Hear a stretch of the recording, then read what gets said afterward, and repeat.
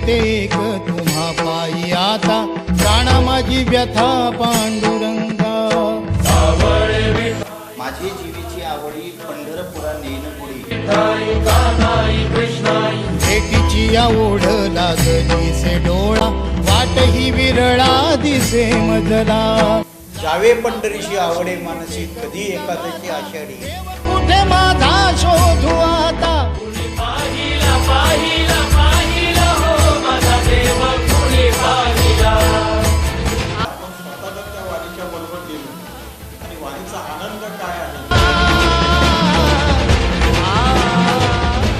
वाळवंटी उन्हाच्या बुपाटी, शोधे पंढरीच्या पायवाटी.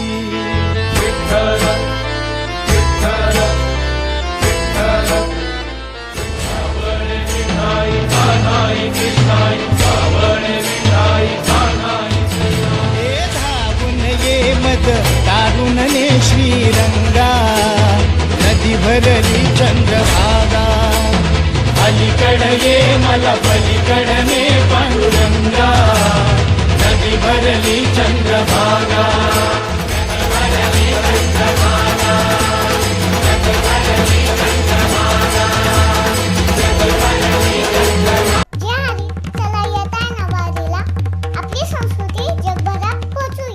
नमस्कार मंडळी. जगातील सर्वश्रेष्ठ तीर्थामध्ये जे पंढरी म्हटलं जातंय, असे जगद्गुरु तुकोबाराय म्हणतात, वाराणसी गया पाहिली द्वारका, परी नाही तुका पंढरीचा. जगद्गुरु तुकोबारायांनी नुसती पंढरपूर बघितलं नव्हतं, तर सर्व तीर्थांचं भ्रमण केलं होतं.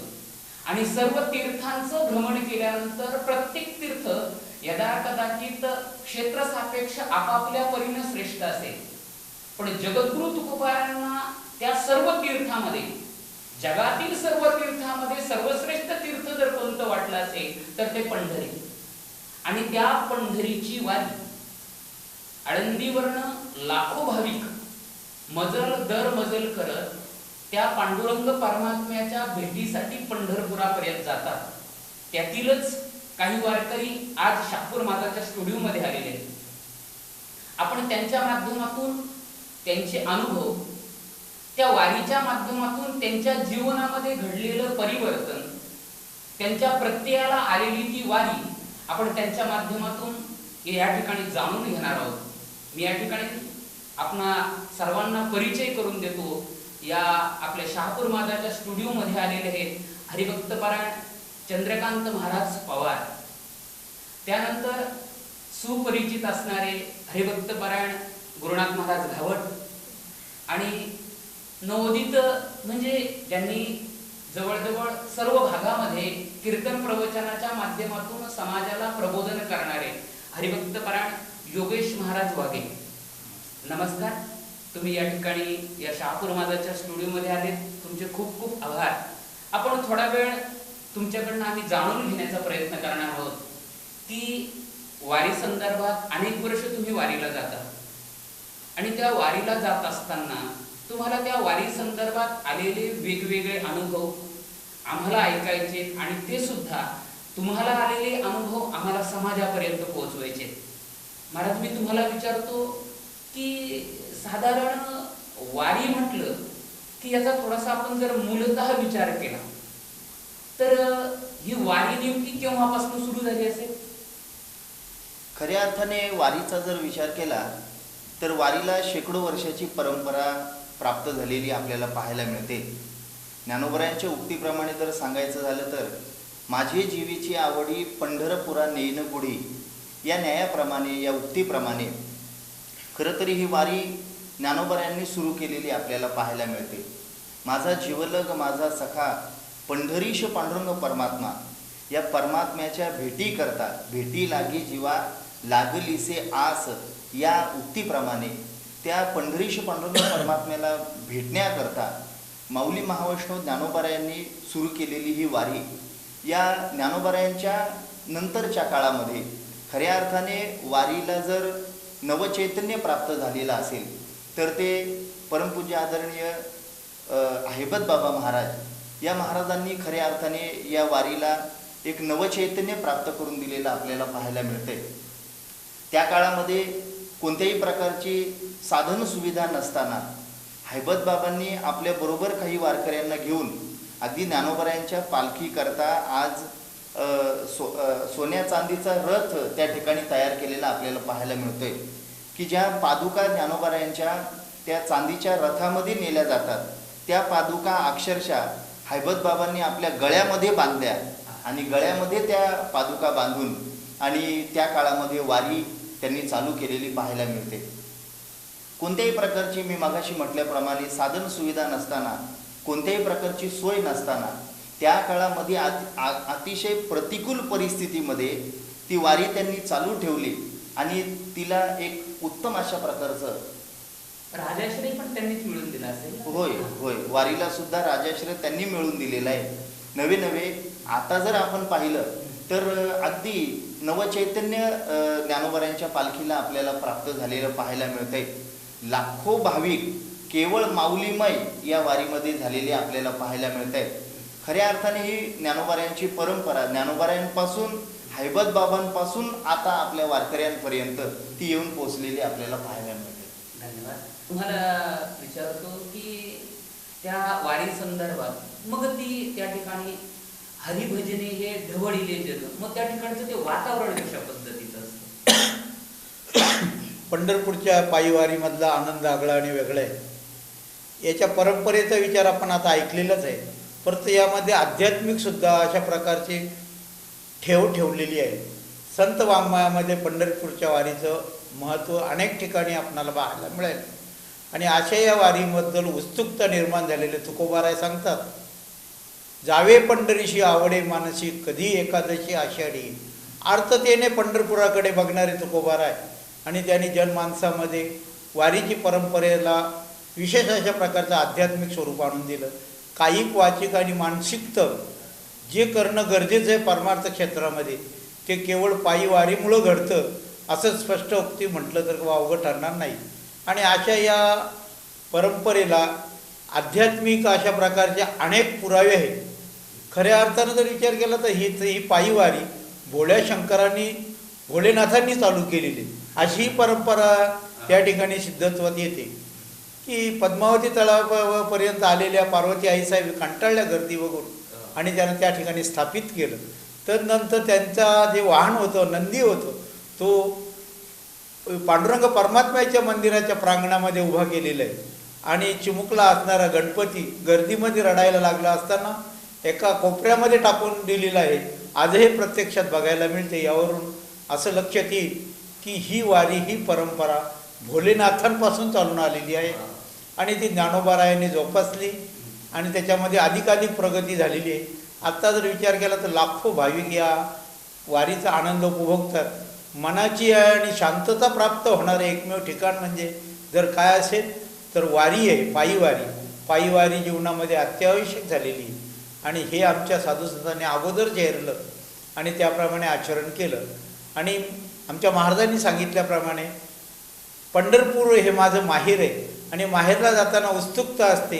त्याप्रमाणे सर्व वारकरी कुठल्याही प्रकारचे उन्हा ताना पावसाची पर्वा न करता निळा म्हणे संत धावत येती प्रतिवर्षी या नेहाप्रमाणे दरवर्षी अगदी उत्कटेने आणि तळमळीने या पायीवारीचा आनंद उपभोगतात की जेणेकरून ही झालेली बॅटरी चार्जिंग वर्षभर जीवनाला समाधानाने सुख देते.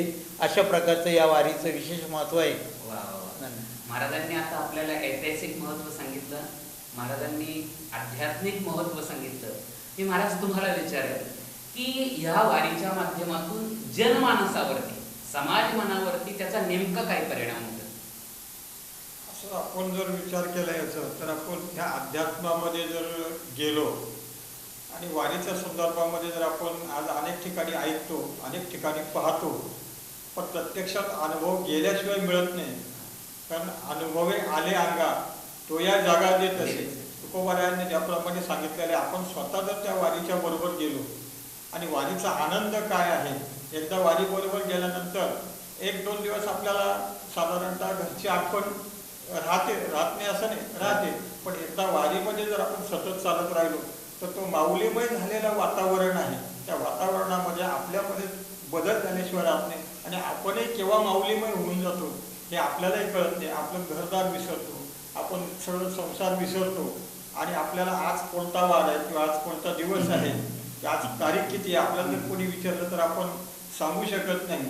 इतका आनंदमय वातावरण त्या ठिकाणी होतो आणि दरवर्षी ही वारी पुढच्या एकदा वारी करून आपण घरी निघून गेल्याच्या नंतर पुन्हा आपण जर विचार केला तर आपण घरी जाऊन विचार करतो की पुढची वारी कधी येईल पटकन. आणि म्हणजे अशा देहीच्या विदेही भोगू दशा ही जवळजवळ चालती गोष्टी अवस्था बघायला मिळते. आणि त्या वारीचा आनंद एकदा गेल्याच्या नंतर आपण तो वर्षभर त्याचा आपण उपभोग घेत असतो. पण ह्या वारीचा जो आनंद आहे तो गेल्याशिवाय आणि पायी गेल्याशिवाय तिथे मिळत नाही किंवा समजत नाही आपल्याला. ह्याप्रमाणे आपण जर ती वारी केली तर मला असं वाटतं की हा जो आनंद आहे, एवढा मोठा आनंद, हा जगात न मावणारा आनंद आपल्याला त्या ठिकाणी आज खऱ्या अर्थाने ती जागतिक स्वरूपाची झालेली. म्हणजे आज महाराष्ट्र असेल तर त्या महाराष्ट्रापुरती मर्यादित नाही राहिली, कुठल्या राज्यापुरती मर्यादित नाही राहिली, तर तिचं स्वरूप जागतिक झालेली. आणि ह्या वारीमध्ये अनेक धर्माचे लोक, अनेक जातीचे लोक, अनेक देशाचे लोक यामध्ये सामील होतात आणि आनंद लुटतात.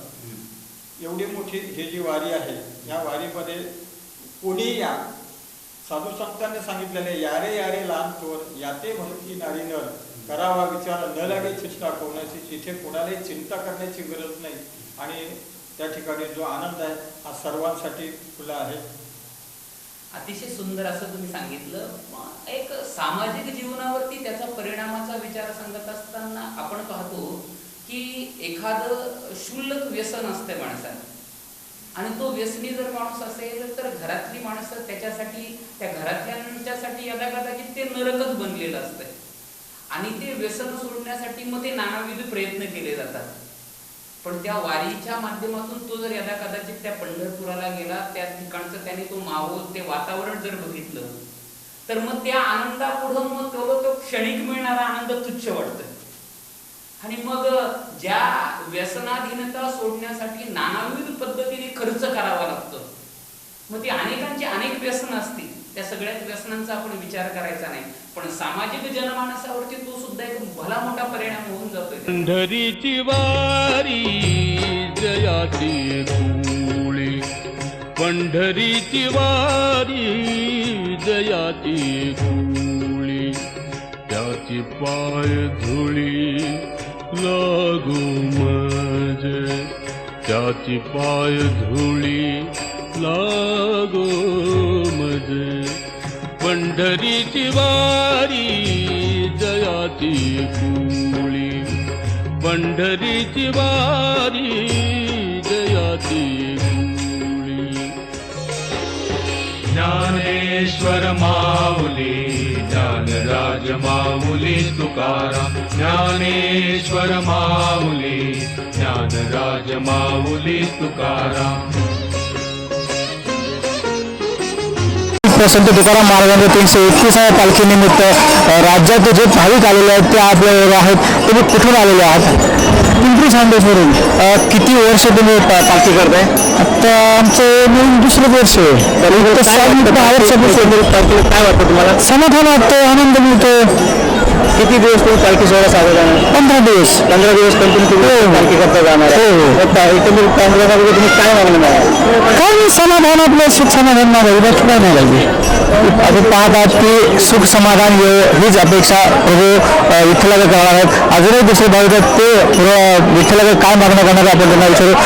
राज्यात दुष्काळ पडलेला आहे आणि प्रभूकडे काय देऊन मागणी करू? आम्ही पाऊस पाण्याची आशा केली, पाऊस आला पाहिजे आमच्याकडे, सगळ्यांना सुख समाधान वाटलं पाहिजे अशी आमची आशा आहे. या आशेनेच आम्ही पंढरपूरला होतो. किती दिवस तुम्ही वारी करता? इथून पाठीमागे किती वर्ष तुम्ही वारी? मला वेगवेगळे 7 ते 8 वारी